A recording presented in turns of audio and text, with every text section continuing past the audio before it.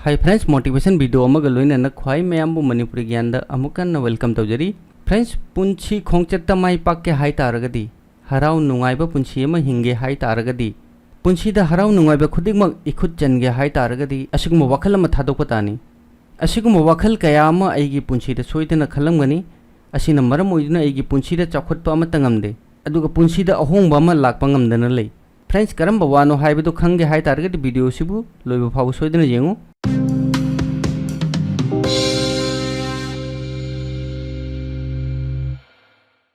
अहानबदा असिगी थबक असे अइना तौबा ngamgani हाइबा थाजदे हाइबा वहाई असि थादो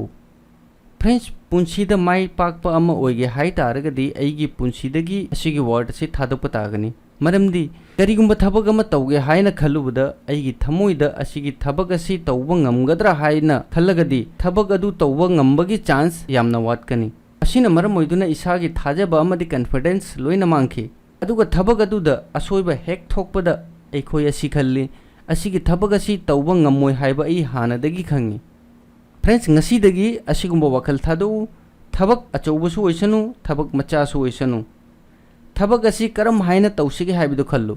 देसागी थबकसु ओइसनु थमोइदा थबक असि अइना तौबा ngamgani हाइबगी थाजबा अमा थम्मगा तौ असुमना तौरगदी पुंछीदा थबक खुदिंगमक यामना इजी ओरकनी अदुगा पुंछीदा माई पाकपगी लंबीदा अयेतपा अमता लावे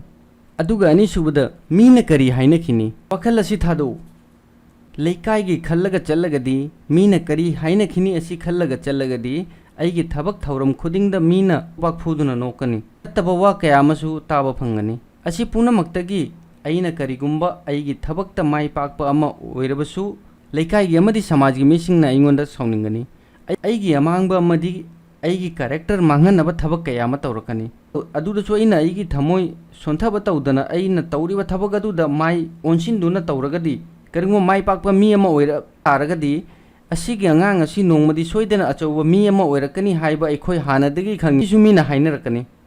अदुगा फ्रेंड्स सोसाइटी अमदी समाजगी अकीबा वखल मोइदगी लापना थम्मो गी कयागी ममांगदा इसिंगदगी बिजली सेंबा जानी नोंगमदी अइखोय उचेक तौना अतियादा पाइदुना चटपा ngamgani अदुगा अइखोय नोंगमदी सोइदना ट्रिक्स हाइबदी स्पेस ता चटपा ngamgani असिदसु मयामना सोइना नोकनारमगनी बुंबा समाजगी अकीबा बुंबा थादोकपा तानी मरमदी अइखोयगी समाज असिदा दबा मियोय कयाना संसार असिदा यास्ता काउबा ngamlaroidaba कयामा सेंबिरमे सु समाजगी अकीबा पुंबा थादोक्तुना अइना तौरिबा थबक अदुदा माई ओनसिनदुना मीना मसक खंगबा इतिहास अमा थमगे खनगदबनी अदुगा मीना करी खनबा असिदा फोकस तौदना अइना इसाबु थाजबा अमा थमदुना अइना तौरिबा थबक अदुदा फोकस तौ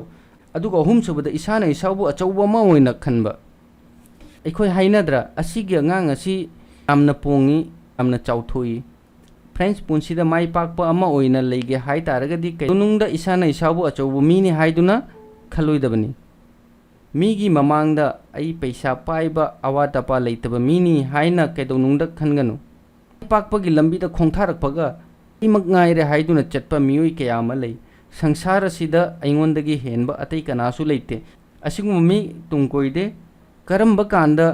कैरियर लेखा ताना मांगखिने हाइबा कनासु खंगदे अदुना फ्रेंड्स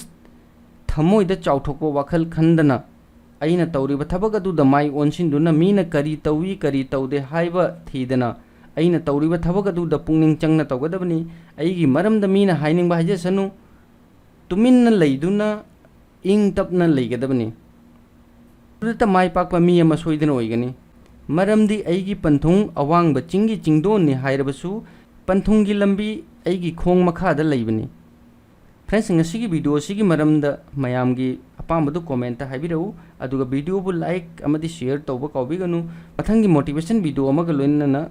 हन्ना मुका लाक्चेगे थैंक्स फॉर वाचिंग बाय जय हिंद जय भारत।